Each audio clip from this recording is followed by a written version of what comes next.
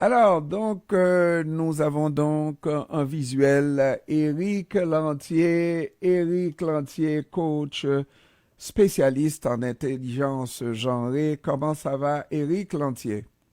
Ça va très bien, Monsieur Pierre. Bon, ça va. La fin de semaine a été? Ah oui, elle a passé comme une flèche, mais ça a bien été. Ouais. Mhm. Et donc, aujourd'hui, on inaugure une nouvelle série.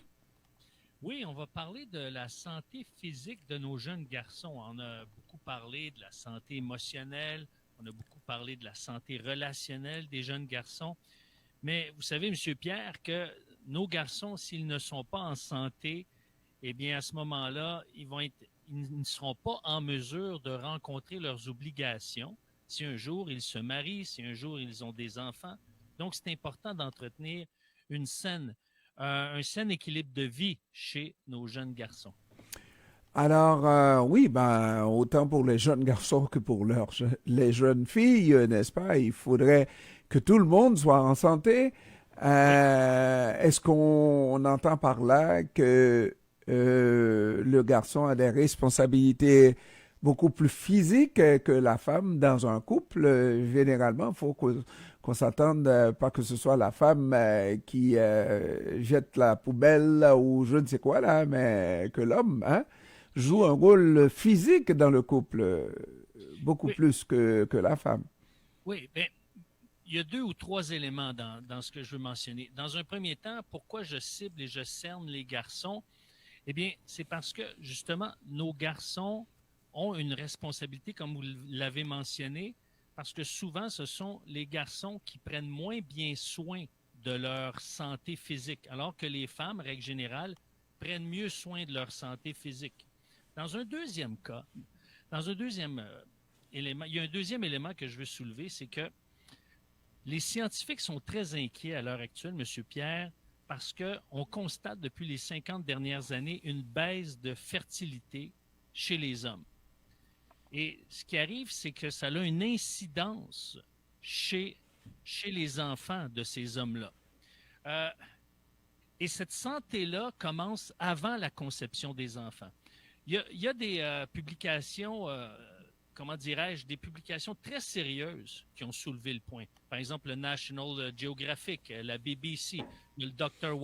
Warren Farrell, la presse, Radio-Canada et plusieurs chercheurs qui ont constaté que depuis les 50 dernières années, eh bien, les cellules reproductives dans le liquide séminal est à la baisse. Il y a 50 moins de cellules reproductives dans le liquide séminal qui est produit par les hommes qu'il y a 50 ans.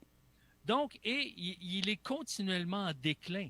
Et il y a eu des recherches qui ont été faites là, sur pratiquement tous les continents pour essayer de voir si c'est un phénomène plus régional ou plus continental, mais c'est un phénomène qu'on retrouve de plus en plus qui est dû à plusieurs éléments, plusieurs facteurs. Ça peut être la pollution, dans certains cas. Dans d'autres cas, c'est l'obésité. Euh, Ça peut être les ITS, les médicaments pour l'hypertension.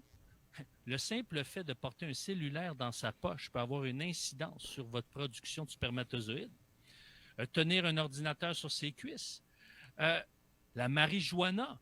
Moi, ce que j'ai appris, M. Pierre, là, c'est que la marijuana n'a pas simplement des incidences sur notre cerveau, mais a des incidences dans nos organes génitals mâles. Et Ah, ça l'affecte, ça modifie même la génétique des cellules reproductives. tu m'en apprends une bonne, là, Eric, cet après-midi? Ben oui, ben moi-même, j'ai tombé en bas de ma chaise. Mais je ne suis pas inquiet. Non, la reproduction, c'est terminé, mais pas de marijuana non plus, là. Ouais. Pas de marijuana. Mm. L'obésité aussi, ça a un impact. Et ce que la recherche démontre, plus un père est impliqué dans la vie d'un garçon, moins ce garçon a des chances de devenir obèse. Maintenant, ce qui arrive, Monsieur Pierre, c'est qu'on appelle ça l'hypofertilité. L'hypofertilité, c'est que justement, dans le liquide séminal, il y a moins de cellules reproductives qu'avant. Il y a un déclin. Hmm. Alors, c'est observé, ça. Et le problème, puisque les spermatozoïdes sont moins forts, moins actifs, moins présents, moins puissants, ça a des incidences sur la santé des progénitures. Et Ça de veut là, dire, OK, je regarde non seulement qu'on en produit beaucoup moins, Mhm, 50% en moins, mhm, mais dans la quantité qu'on produit à 50% par rapport à il y a 50 ans, mhm, c'est un spermatozoïde beaucoup plus faible. mhm. Et là, vous parlez de conséquences sur la progéniture. Les enfants qui vont naître de ces spermatozoïdes ont des problèmes. Quelle est la nature de ces problèmes?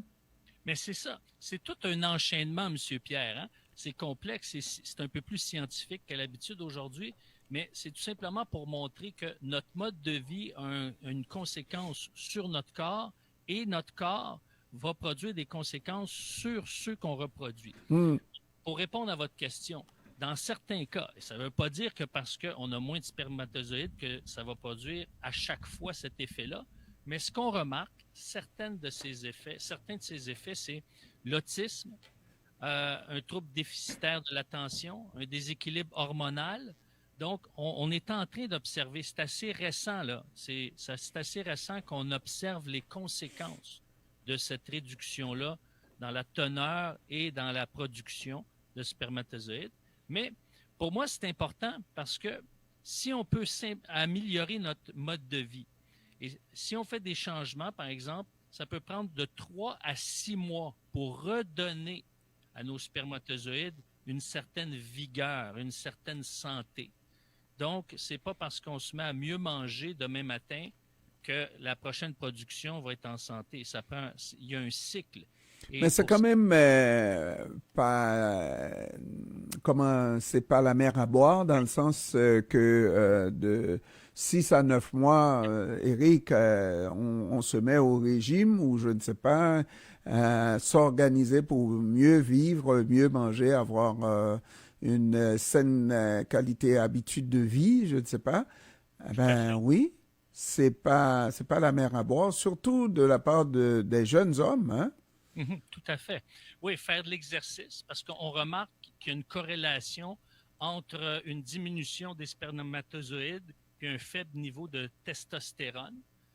Donc, ce qu'on recommande, c'est un régime alimentaire méditerranéen, plus de légumes, des poissons riches en oméga 3, de l'huile d'olive, du chocolat noir. Moi, je suis friand du chocolat noir. Des fruits rouges, des noix, des viandes maigres comme la volaille, de l'activité physique et de la supplémentation. Par exemple, des antioxydants naturels comme la vitamine C, la vitamine E, le zinc. C'est important de supplémenter. Et c'est important avant la grossesse, si on songe, si on prévoit avoir des enfants, mais d'arrêter de fumer la cigarette et la marijuana, faire de l'exercice. Et savez-vous ce qui est intéressant? Et ça, c'est le docteur Warren Farrell qui va mentionner ça.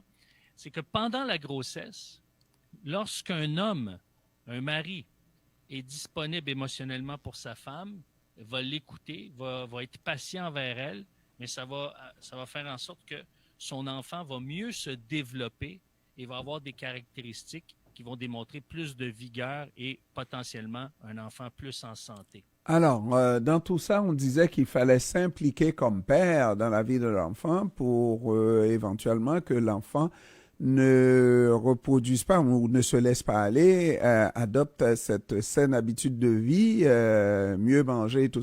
Comment on s'implique? On s'implique dès l'âge de 6-7 ans, on s'implique toujours au-delà de ses 18 ans, n'est-ce pas? C'est là où il devient un homme à 20 ans et qu'il pense à comment se reproduire ou avoir des relations reproductrices et tout ça, parce qu'il faut commencer tôt, j'imagine. Oui, tout à fait. Et c'est là.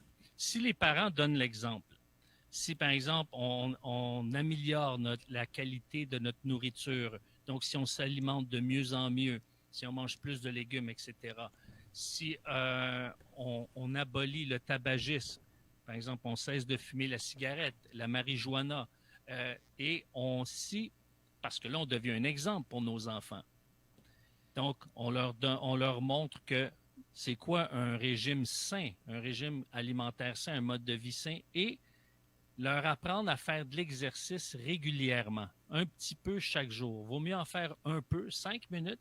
5 minutes, aller jouer au hockey dehors, aller jouer avec le ballon, au basket, au soccer, peu importe.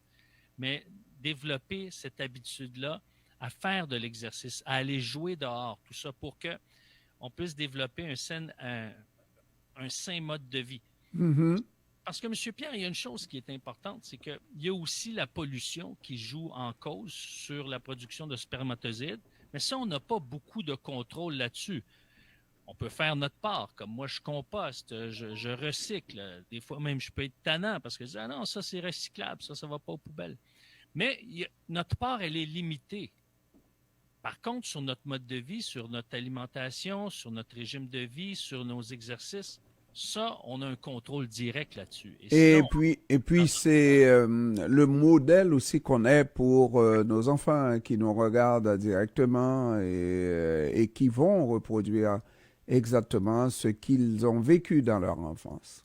tout à fait. Parce que s'il y a eu un si grand déclin sur le plan physique de cette production de spermatozoïdes, c'est parce qu'on a eu un mode de vie qui va à l'encontre de ce que notre corps est censé produire. Puisque s'il y a 50 ans, on en produisait plus, mais c'est parce que notre système était apte. Maintenant, on a réduit sa capacité. Et c'est pour ça que, tranquillement, si on peut changer la vapeur, on va avoir des enfants plus vigoureux, des enfants qui vont vivre un mode de vie plus sain et on va peut-être éviter certains problèmes de santé qui pourraient être évités. Et surtout, lorsqu'on en est conscient, on peut le faire. Mais voilà, Eric, mon cher, je pense qu'on a tout dit. C'est vraiment une série qu'on va faire pendant plusieurs semaines. On aura le temps de revenir sur la santé physique. Hein. N'oubliez pas, la santé physique, on a vu émotionnelle. La santé physique est extrêmement importante et Eric parle toujours de l'implication du père dans la vie de son garçon, toujours extrêmement important. Hein? Absolument. Et puis, c'est là, parce que lorsqu'on est un modèle, bien, on inspire nos enfants à aller dans la bonne direction. Et vous savez, souvent, le papa, c'est le héros de son garçon. Alors, donc, servons-nous de cette influence qu'on a sur nos garçons pour aller dans la bonne Et je direction. dis toujours, l'influence ne dure pas toute la vie, là. Mais il vient un temps à l'adolescence où on est passé de héros à zéro. Hein? Ouais, Ça va ouais. revenir un peu plus tard. Ben, c'est ce qui me donne de l'espérance et ce qui donne souvent de l'espérance aux papas et aux parents. C'est que lorsque on pousse dans la bonne direction, ça finit par revenir. C'est comme un boomerang. Merci beaucoup, Éric Lantier. Ça fait un plaisir, M. Pierre. Éric Lantier, coach, spécialiste en intelligence genrée. On se retrouve la semaine prochaine. Excellent. Au revoir. Alors, exactement 17h47 dans un instant, mesdames, messieurs, Dominique, pour le mot de la fin, à billets de retour en circulation.